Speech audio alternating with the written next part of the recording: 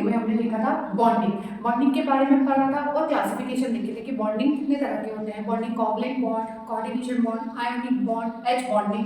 अब ये बॉन्डिंग हो तो रही है, पर बॉन्डिंग कितनी उसमें हो रही है, एटम्स के बीच में कितना लेंथ क्या है, उनका एंगल क्या है और उनकी एंथैल्पी क्या है, बॉन्ड ऑर्डर क्या है। अभी हम इसके पैरामीटर्स को देखेंगे।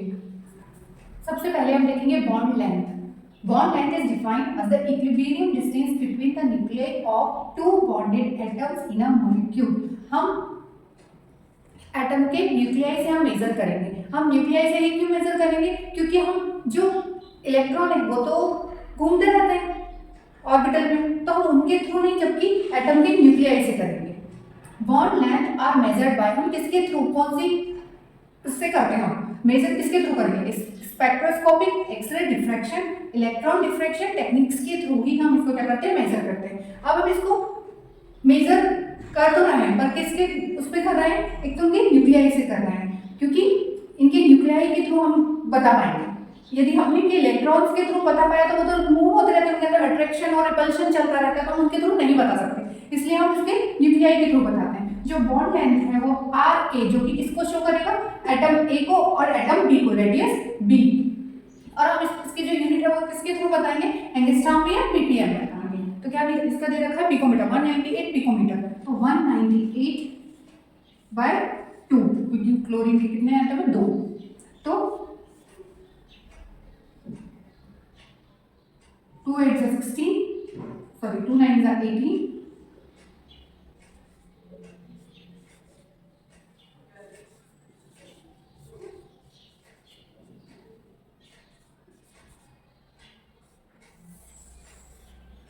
अब हम वंडरवॉल बॉन्ड लेंथ निकालेंगे।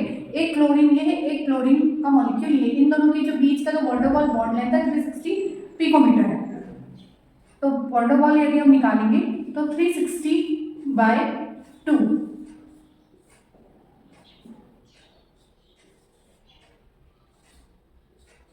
पिकोमीटर।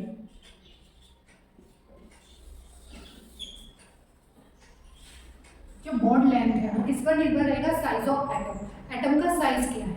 अब देखिए हाइड्रोजन ग्रुप में यदि हम ऊपर से नीचे की तरफ आते हैं, क्लोरीन, क्लोरीन, ब्रोमीन, आयोडीन, तो क्या होगा? इसका साइज क्या होगा? बढ़ेगा। क्लोरीन छोटा है, क्लोरीन उससे बड़ा है, ब्रोमीन उससे बड़ा है और आयोडीन बड़ा है, क्योंकि हम पीरियोडिक टेबल में जब ऊपर से नीचे की ओर जाते हैं तो क्या होता है? साइज ऑफ एटम बढ़ता है, तो बॉन्ड लेंथ भी बढ़ेगी।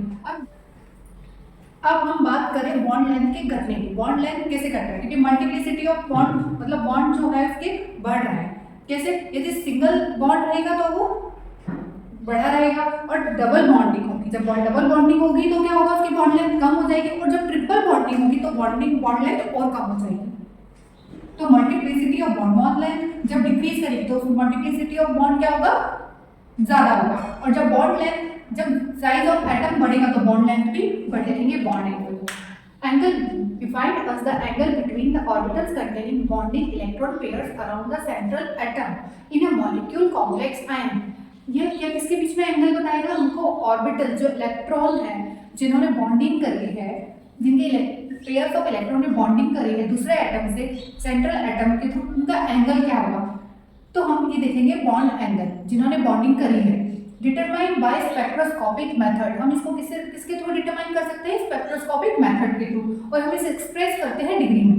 It gives some idea. हम बॉन्ड लेंथ किस में निकाल रहे थे? एंगस्ट्रॉम में और पिकोमीटर में, जबकि हम यहाँ पर बॉन्ड एंगल किस में निकालेंगे? डिग्री में। इट गिव्स सम आइडिया, ये हमको आइडिया देता है regarding the distribution of orbitals around the central atom, के आसपास जो डिस्ट्रीब्यूशन है इलेक्ट्रॉन्स का या मॉलिक्यूल का, जो कॉम्प्लेक्स बन रहा है, आयन बन रहा है, उनके बारे में हमको, शेप के बारे में हमको पता चलता है। बॉन्ड एंगल के थ्रू हमको हमारे मॉलिक्यूल का या कॉम्प्लेक्स का हमको शेप के बारे में पता चलता है, जिसे हम क्या कहते हैं? Bond angle. ये bond enthalpy, it is defined as the amount of energy required to break 1 mole of bonds of a particular type of between two atoms in a gaseous state। हम gaseous state में हमको जितनी energy required है two atoms के बीच जो bond बन रहा है उसको ब्रेक करने के लिए, तो हम उसे क्या कहेंगे? बॉन्ड एंथैल्पी, जो जिसकी यूनिट क्या है? किलो जूल पर मोल। बॉन्ड एंथैल्पी जिसमें हम क्या करेंगे? एनर्जी हमको रिक्वायर्ड है तो हम क्या बोलेंगे? इसको एंडोथर्मिक। अब ये OH, ये H2O का मॉलिक्यूल है, इसके बॉन्ड को टूटने के लिए जितनी एनर्जी रिक्वायर्ड होगी, जिसे हम क्या कहेंगे, बॉन्ड डिसोसिएशन एनर्जी, N2। अब गैसियस स्टेट में जब इनका बॉन्ड ब्रेक होता है तो कितनी एनर्जी रिलीज होती है, 4, कितनी एनर्जी रिक्वायर्ड होती है, 435.8 kilo joule mole inverse. O2 में हम देखेंगे दो ऑक्सीजन को ब्रेक करने के लिए इनके बॉन्ड को कितनी एनर्जी है, ये जो डेल्टा AHO है, इसको हम बोलेंगे एंथैल्पी ऑफ एटमाइजेशन। इसको हम कह रहे हैं एंथैल्पी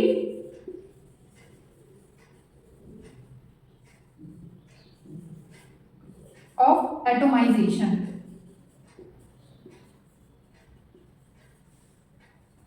अब देखिए ये जो H2 मॉलिक्यूल है, इसको टूटने में जितनी एनर्जी लगी वो 435.8 किलो जूल पर मोल है, जबकि O2 में डबल बॉन्ड है तो एनर्जी इसके मुकाबले में ज्यादा रिक्वायर्ड होगी और O2 से N2 में ज्यादा होगी क्योंकि N2 में ट्रिपल बॉन्ड है, तो इसमें जो एनर्जी लगेगी 946 किलो जूल पर मोल। हेटेरो न्यूक्लियर डायटोमिक मॉलिक्यूल का एग्जांपल देखिए, जैसे HCl,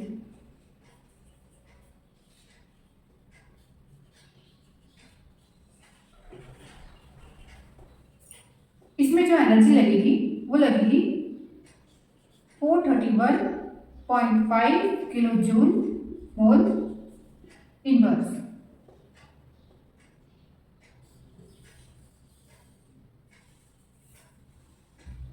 बॉन्ड एंथैल्पी में जो पॉलीएटॉमिक मॉलिक्यूल होता है जिसमें एक से ज्यादा एटम जुड़े रहते हैं, जैसे H2 molecule, measurement of bond strength is, जो बॉन्ड का स्ट्रेंथ रहता है, जो बॉन्ड का बना हुआ रहेगा एक दूसरे से, वो थोड़ा सा कॉम्प्लिकेटेड होगा पहले के मुकाबले, जो कि हमने होमोन्यूक्लियर डायटोमिक मॉलिक्यूल में और हेटेरो डायटोमिक मॉलिक्यूल में देखे थे, उससे थोड़ा ज्यादा रहेगा।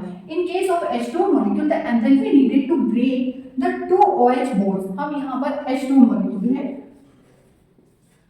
है ना, जो कि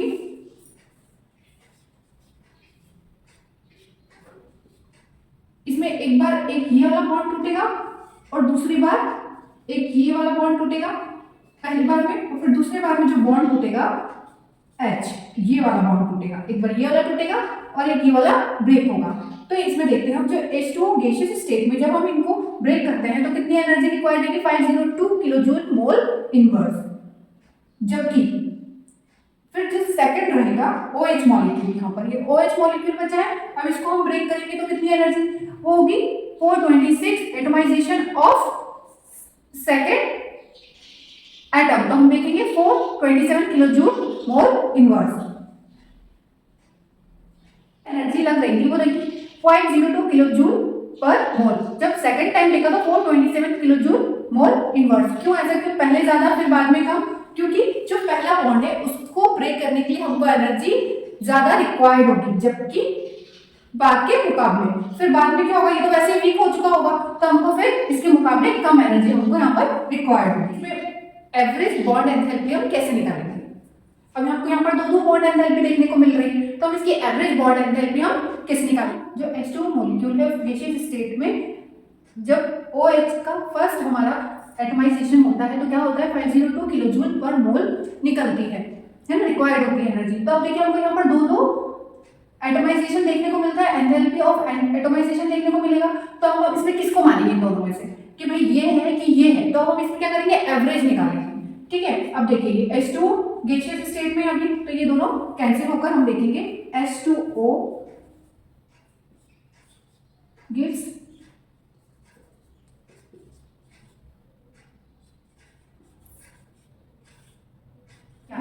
तो ये जो एटमाइजेशन है पर एटमाइजेशन और एंथैल्पी ऑफ एटमाइजेशन 2 हम देखेंगे दोनों को 502 प्लस 427 बाय 2 929 बाय 2, तो इसका जो निकलेगा एवरेज निकलेगा 2 4 8 2 6 12 2 4 8 2 5 10 किलो जूल मोल इनवर्स। तो इसका एवरेज निकालेंगे, इस तरीके से निकालेंगे क्योंकि हमको यहाँ पर दो बॉन्ड एंथैल्पी हमको देखने को मिलेगी। अब हम लास्ट देखेंगे बॉन्ड ऑर्डर।